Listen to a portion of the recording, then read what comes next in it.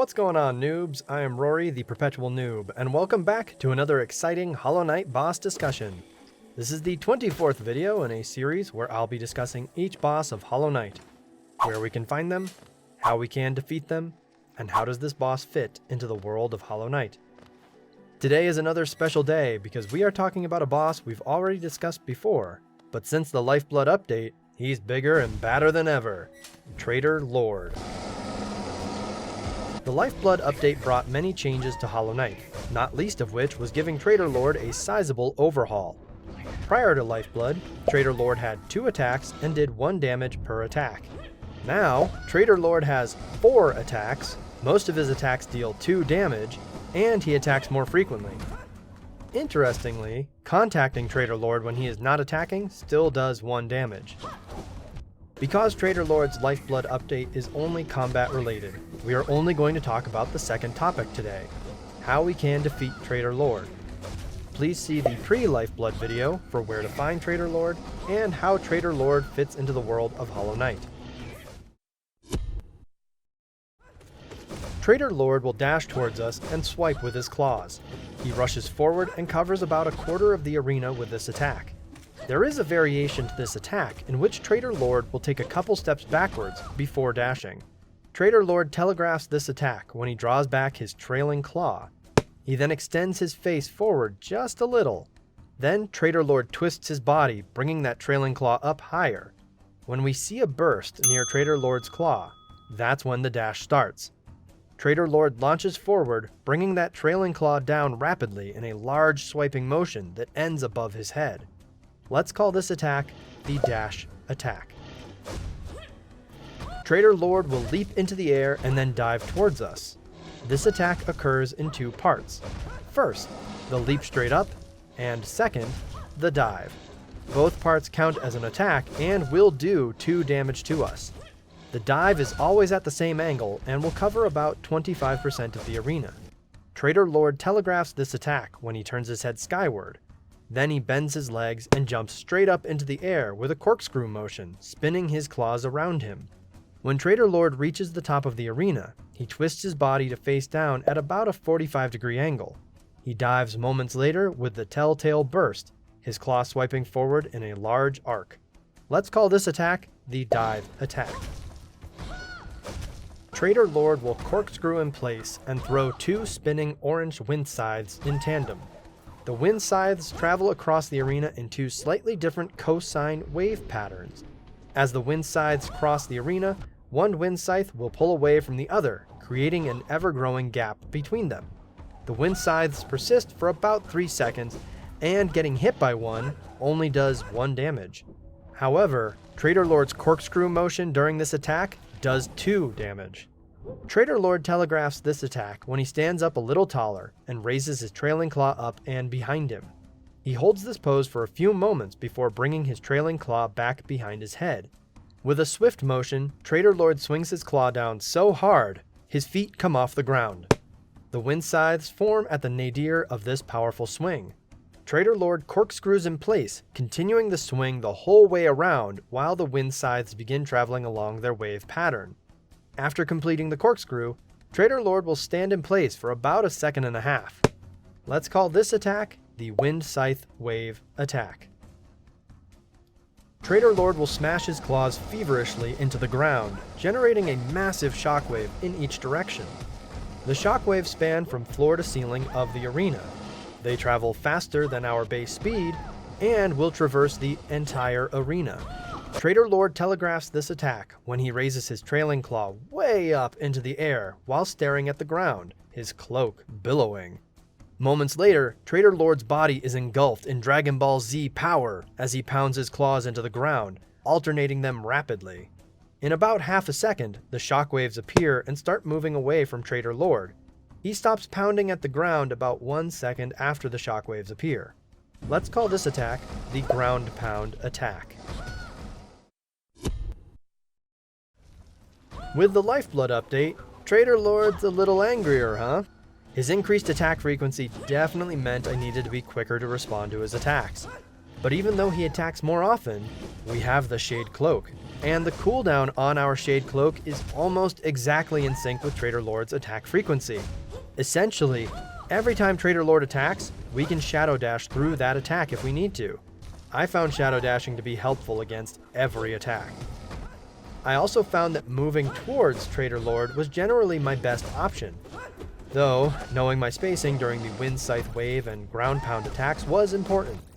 In the case of dive attacks, I could just walk towards where Traitor Lord had been and watch as Traitor Lord sailed overhead. I found that it was also perfectly valid to simply jump, not even double jump, over Traitor Lord to avoid the dash attack.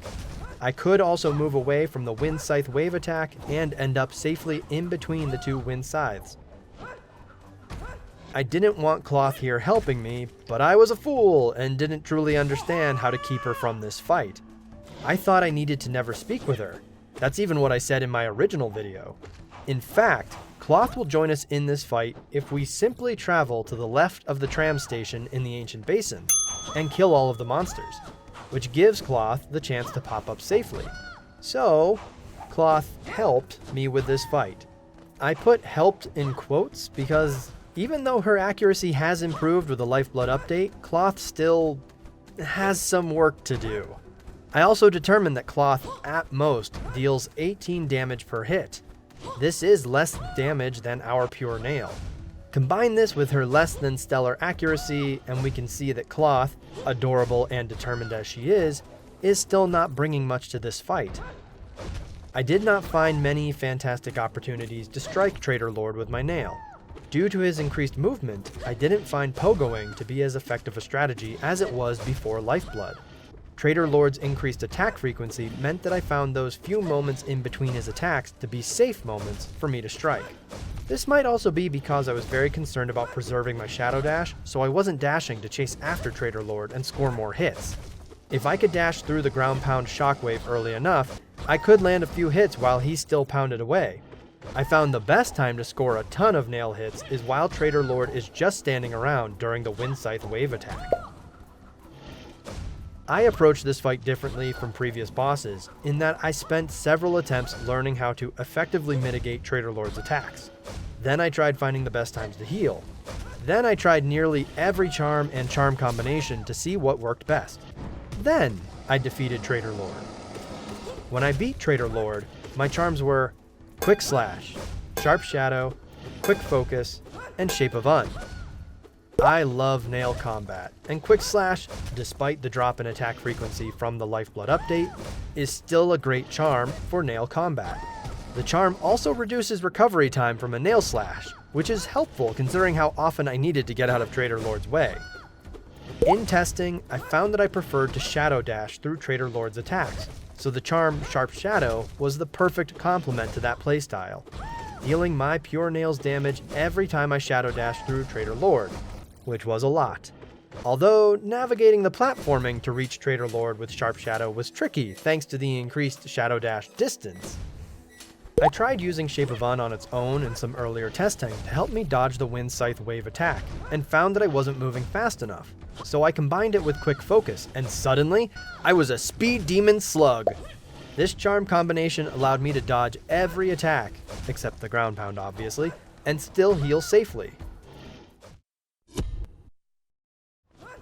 Crazy enough, every single spell is good against Traitor Lord.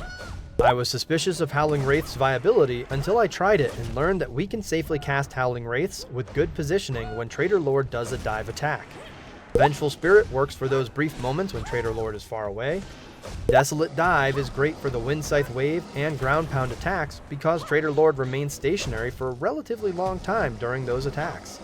As always, if you want to focus on spells, equip charms like Shaman Stone to empower your spells, and Spell Twister to reduce their soul cost. Let's talk about healing. If we're not using the Quick Focus and Shape of Un combination I mentioned before, I found that the best time to heal was after dodging through the Wind Scythe Wave attack and the Shockwave during the Ground Pound attack. Traitor Lord would remain in place for a second or more, granting us time to recover some health. Because Traitor Lord's attacks now do 2 damage, a good charm combination to mitigate that is Quick Focus and Deep Focus. This combination allows us to heal 2 hit points almost in the time span of healing only 1 without any charms. This combination does cost 7 charm notches though. If you want to make your healing offensive too, adding charms like Spore Shroom and Defender's Crest will create this huge toxic cloud in the arena. Since the arena is so small, and Traitor Lord is so large, he'll be spending quite a bit of time in that cloud. If you'd rather not worry about healing, face tanking is always an option. Equip charms like Unbreakable Heart. Fragile Heart can work, but if you die, the charm breaks. Lifeblood Heart, Lifeblood Core, and Joni's Blessing. I will say that since the Lifeblood update, Joni's Blessing isn't worth using unless you're also using Unbreakable/Fragile Heart. If you're looking for more nail damage, Unbreakable/Fragile Strength is the way to go. Like when we fought the original Traitor Lord, maintaining distance with our nail can be useful. Using Grubberfly's Elegy can be a good charm. It is best to combine this charm with Lifeblood Core to ensure you maintain maximum health longer, since extra Lifeblood hit points don't count as part of our maximum health, and or Quick Slash for maximizing our attack frequency. I would also recommend using Grubberfly's Elegy only if you have the pure nail, because our nail beams do only half the damage of our nail, and to maximize beam damage, we'll need the strongest nail. Charms like Mark of Pride and Long Nail are useful range extenders as well because they don't require maintaining full health, but they do not provide as much range as Grubberfly's Elegy either. There is another strategy, which some might call cheesy, but I call it hilarious and fun, albeit slow. And this strategy only works thanks to the Lifeblood update.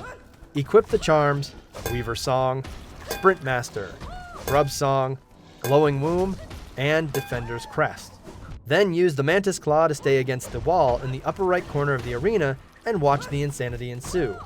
Don't use the Crystal Heart to stay on the wall because Traitor Lord can reach us with dive attacks and the ground pound shockwaves, so we need to be able to shadow dash away. Our minions will do the dirty work for us. The Weaver Song and Grub Song combination keeps giving us Soul, which feeds Glowing Womb. Sprint Master increases our Weaverlings damage, Defender's Crest increases our Hatchlings damage. This whole combination does use 7 charm notches. If you don't want to dedicate that many notches to such a strategy, you can use pieces of this combination instead.